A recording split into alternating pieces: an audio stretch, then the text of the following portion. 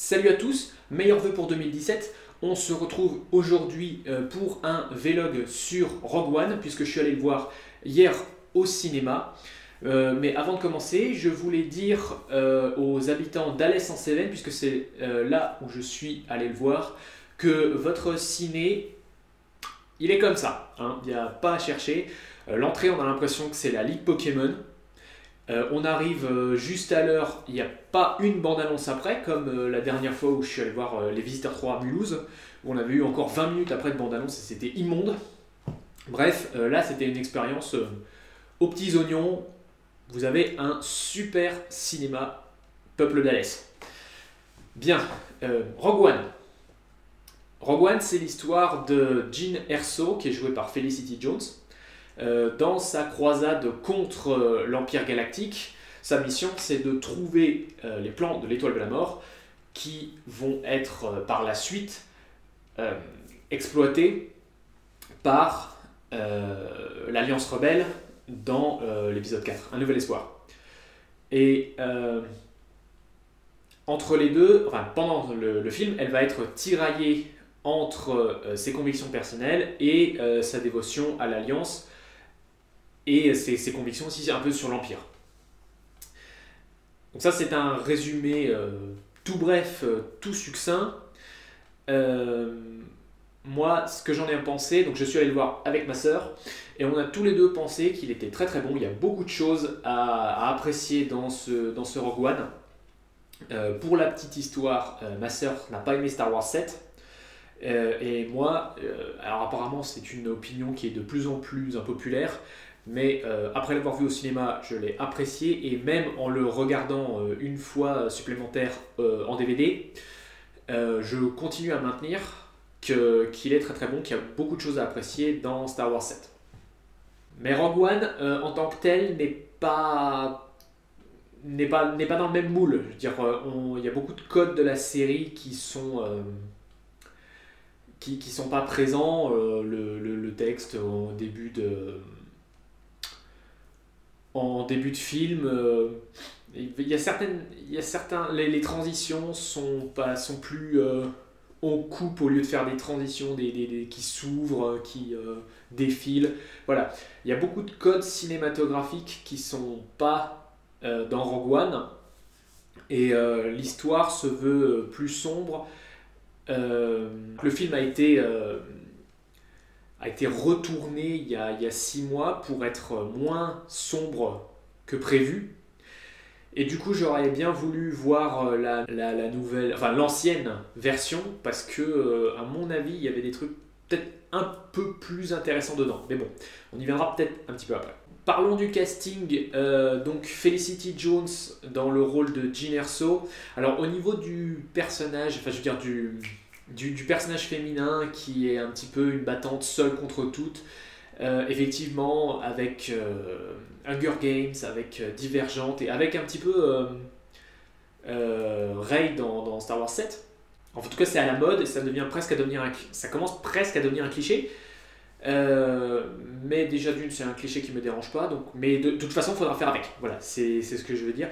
J'ai eu le sentiment que certaines scènes ont peut-être dû en faire tiquer quelques-uns, ne serait-ce que, alors je vais donner un petit exemple, c'est pas vraiment du spoiler, on est tôt dans le film, assez tôt dans le film, donc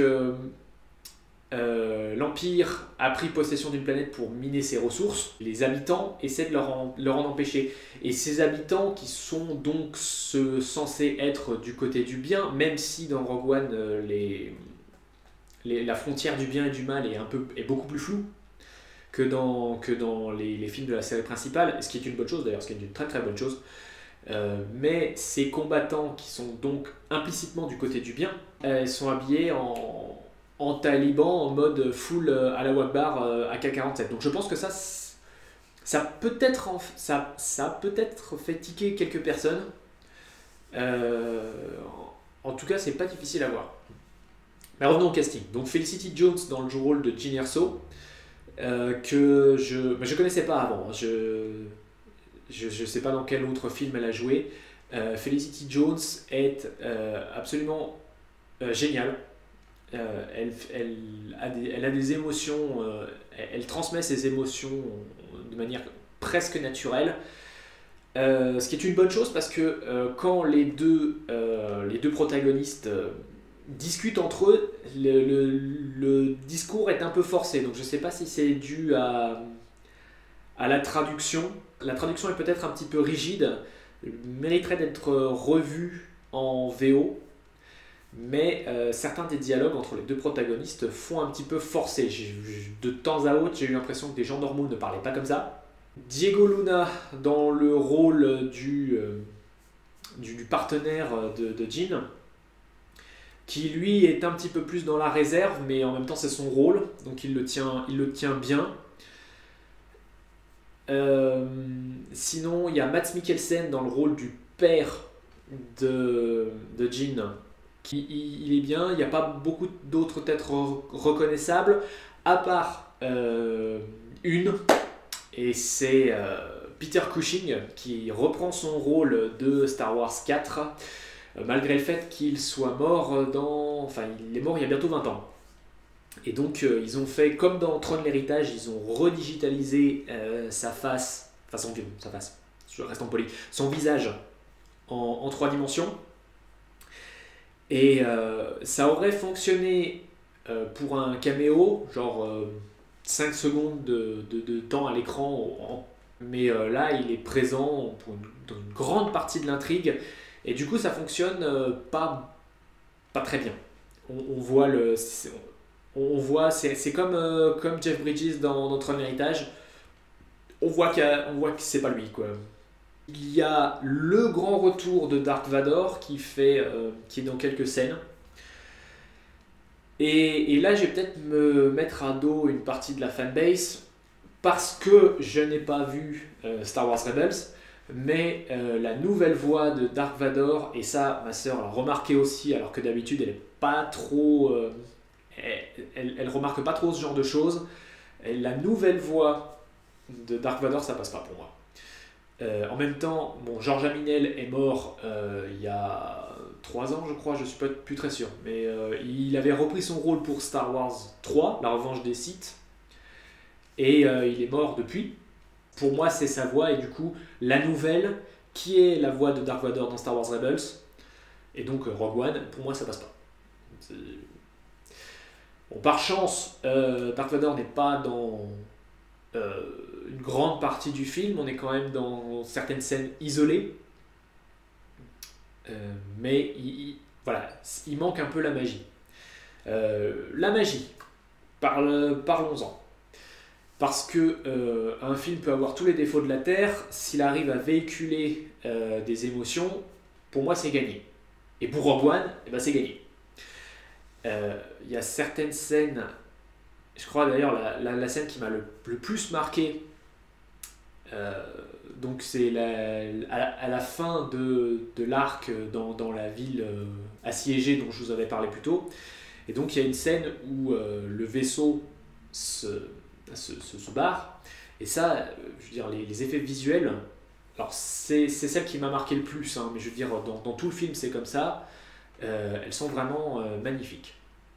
Alors c'est magique, je relis mes notes, mais en fait je les ai pris complètement dans le mauvais sens.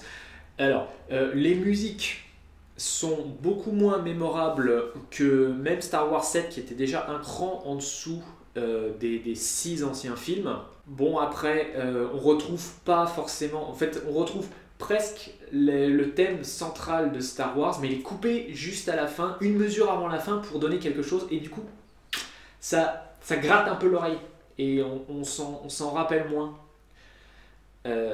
Mais dans l'ensemble, voilà, la musique passe plutôt bien. J'ai oublié de parler du droïde K2SO qui est absolument hilarant. C'est au niveau comique relief, on peut pas faire mieux comme personnage.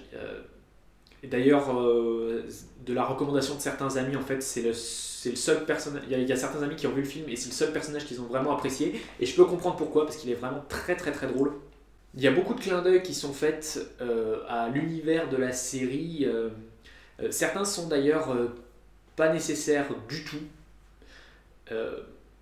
Alors certes, c'est sympa, mais je veux dire, il y a des choses dont on aurait peut-être pu se passer, comme par exemple, pourquoi Luke a le nom de code Red 5 dans l'épisode 4.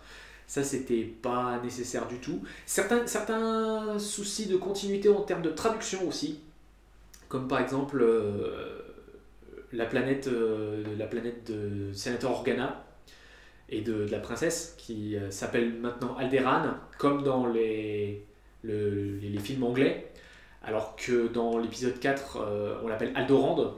Je veux dire, c'est une toute petite erreur de continuité. Mais dans l'ensemble, le film s'en sort plutôt bien. Jusqu'à la fin, la dernière scène induit un problème de continuité.